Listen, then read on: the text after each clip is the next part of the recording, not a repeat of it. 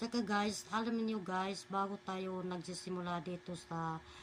pagiging content creator, ay nalalaman na natin na bawal ang mga copyright na i-upload natin, yung mga music, yung mga sticker, o kaya yung mga edit,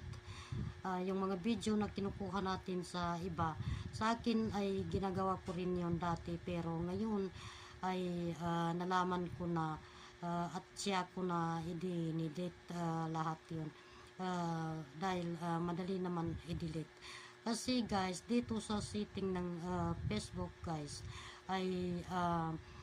kung hindi mo talaga alam, ay mahirapan ka talaga gumawa ng content, o kaya yung mga paano mo i-set up ang yung mga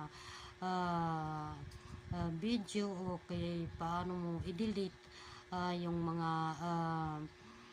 copyright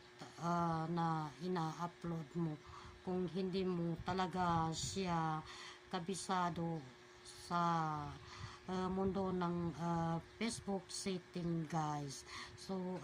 kailangan natin malaman, o kailangan natin matuto kung paano ito gagawin lahat, para naman sa ganon ay maiwasan natin yung mga copyright sa setting lang yan guys. Bawat yan ay pwede natin siyang i-delete dyan sa setting sa ating mga cellphone.